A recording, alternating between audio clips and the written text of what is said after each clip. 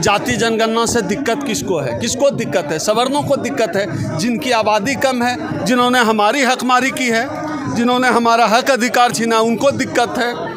और एक बात आप देखिए कि इस सुप्रीम कोर्ट, हाई कोर्ट, ये जितने जज हैं, इनका जनेऊ कितना मजबूत है। इन मोदी जी मुंह से जो बोलते हैं और उनकी करनी में बड़ा अंतर है। कर्नाटक चुनाव में क्या लग रहा है? वो तो साफ दिख रहा है, सब लोग जान रहे हैं, कांग्रेस आ रही है वहाँ। दक्षिण भारत के लोगों का मेंटल स्टेटस ठीक है, ये अच्छा नहीं है, हम लोग ऐसा मानते हैं। ये नीतीश जी का गलत फैसला है, विचारधारा के खिलाफ है, लेकिन उन्होंने राजनीतिक हित के लिए, चुनाव 2024 के वोट के लिए उन्होंने ऐसा किया है। ये लोग तो अंदर से बीजेपी समर्थक है, लेकिन मोदी जी का राज है भैया, नंबर तो सबका आना है, चाहे उनका कितना भी समर्थक क्यों नहीं हो।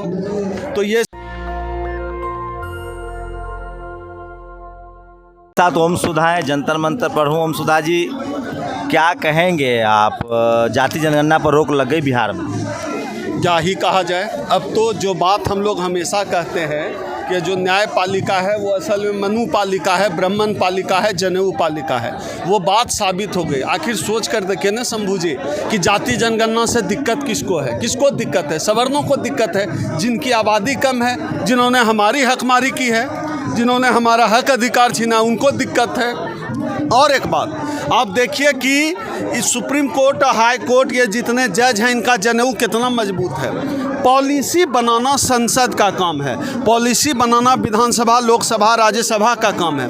अब ये पॉलिसी में हस्तक्षेप कर रहे हैं। तय कर ले कोर्ट इस देश का, तब हम लोग खुल के हमेशा कहते हैं इस देश की न्यायपालिका जातिवादी है, इस देश की न्यायपालिका बेईमान है, वो हमारे खिलाफ है। इस देश की 90% आबादी। मोदी जी का समर्थन कीजिए, मोदी जी तो कॉलेजियम हटाना चाहते हैं। बिल्कुल, इस मामले में जो कोई भी कॉलेजियम हटाना चाहे, इस मामले में समर्थन है, लेकिन मोदी जी मुंह से जो बोलते हैं और उनकी करनी में बड़ा अंतर है। कर्नाटक चुनाव में क्या लग रहा है? वो तो साफ दिख रहा है, सब लोग जान रहे हैं, कांग्रेस आ रही है वहाँ। दक्षिण भारत के लोगों का मेंटल स्टेटस ठीक है, दिमाग ठीक है। यहाँ हिंदी पे बीजेपी आ गई तो लगता तो नहीं है, बाकी आ सकती है कोई भी।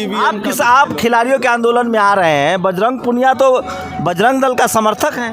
होगा, हम लोग तो उस बेटी के समर्थन में आए हैं, जाट समाज की बेटी के समर्थन में आए हैं, जो न्याय के लिए जो है बीजेपी के सांसद ने जो उसके साथ दुर्व्यवहार किया, उसके खिलाफ वो धरने पर बैठी हुए, हम लोग उसके समर्थन में आए हुए हैं। बाकी ये जो जाट हैं, ये जो 8 लोग हैं, सिख हैं, जाट हैं, ये लोग दलित पिछड़ों के आंदोलन में तो नहीं आते हैं। नहीं आते होंगे, लेकिन हम न्याय प्रिय हैं, हम लोग तो डॉक्टर अंबेडकर को मानने वाले लोग हैं ना, हम लोग इनके साथ खड़े हैं। बाबा साहब ने जब महिलाओं के लिए जो है हिंदू कोड बिल लाया, तो सवर्ण महिलाओं को इससे अलग तो नहीं रखा है। किसी सवर्ण के साथ भी अत्याचार होगा तो हम उनके साथ खड़े होंगे। तो क्या लग रहा है, किसान आंदोलन के बाद से जाट, गुर्जर, पटेल, मराठा, ये सब का हिंदू फोल्ड टूट रहा है, क्योंकि बीजेपी सबका इलाज कर रही है?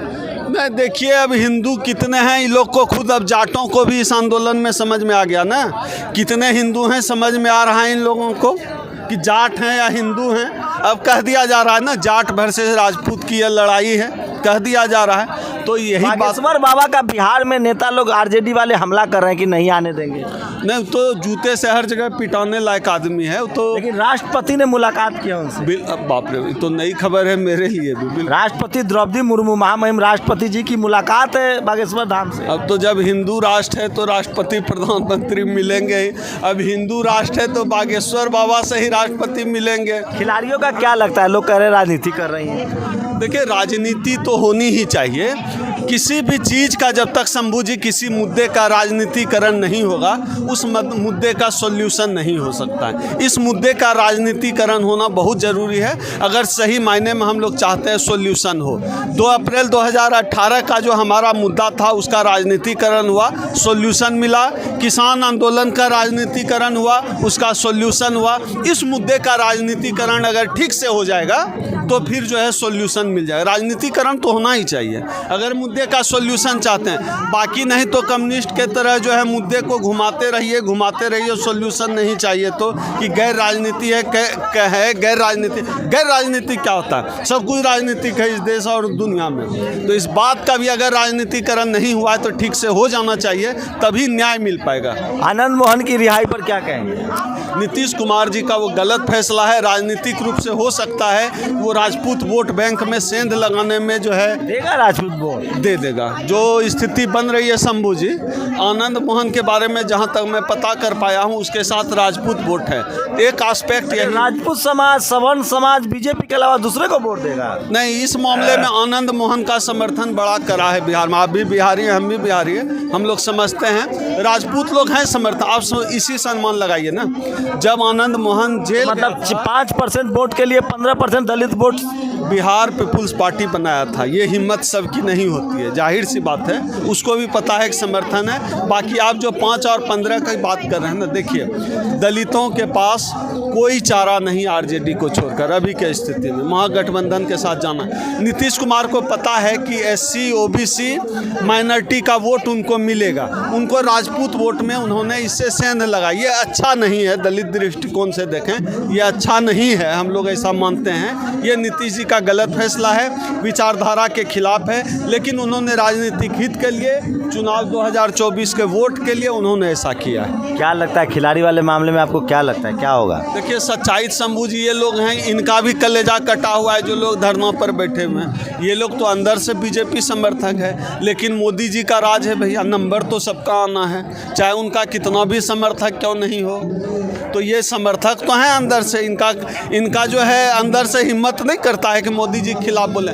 आप किसी से बात करिए तो ये लोग मोदी जी के खिलाफ बोलने में थोड़ा कपकपाते हैं, बड़ा आराम से धीरे से बोलते हैं। नहीं, मोदी जी तो ठीक हैं, उनके पार्टी ठीक है, कुछ खराब लोग होते हैं, कुछ अच्छे लोग होते हैं, इस तरह की गोलमोल बात करेंगे।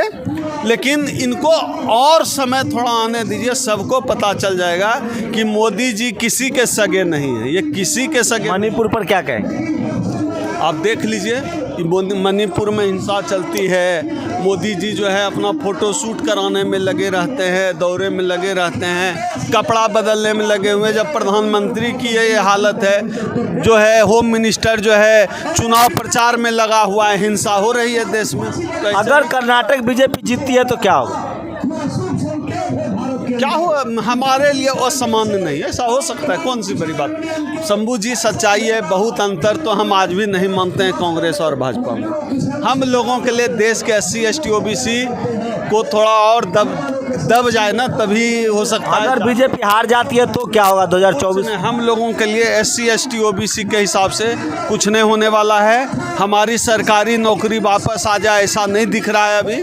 हम लोगों को आरक्षण छोड़ के, सरकारी नौकरी छोड़ के कांग्रेस भाजपा बन के सोचना बंद कर देना चाहिए। कांग्रेस के लिए अच्छा हो सकता है, बीजेपी के लिए बुरा हो सकता है, लेकिन इस देश के दलितों के जीवन पर कोई प्रभाव नहीं पड़ेगा अगर आरक्षण नहीं बचा तो, अगर सरकारी नौकरी वापस नहीं लौटी तो। एक बात है कि बीजेपी के मुकाबले कांग्रेस बेहतर है, क्योंकि कांग्रेस के राज में सरकारी नौकरियां आती हैं, तो बीजेपी के मुकाबले यही हमारे लिए अच्छा है थोड़ा कांग्रेस। तो ये थे बहुजन समाज के उभरते हुए युवा नेता ओम सुधा जी। सारी बातों पर इन्होंने विवाह कराए रखी। आप लोग अपनी प्रतिक्रिया जरूर दीजिए कि क्या आप इनकी बातों से सहमत है या असहमत है। शुक्रिया सर, हमसे बातचीत। शुक्रिया शंभू जी, जय भीम। जय भीम। नेशनल दस्तक की आपसे गुजारिश है कि अगर इसको बचाना चाहते हैं तो नेशनल दस्तक को सब्सक्राइब करने के लिए रेड कलर के सब्सक्राइब बटन को दबाएं, फिर बेल आइकन की घंटी दबाएं। नेशनल दस्तक को बचाने के लिए बहुत जरूरी है कि हर खबर को शेयर करें, लाइक करें, कमेंट जरूर करें।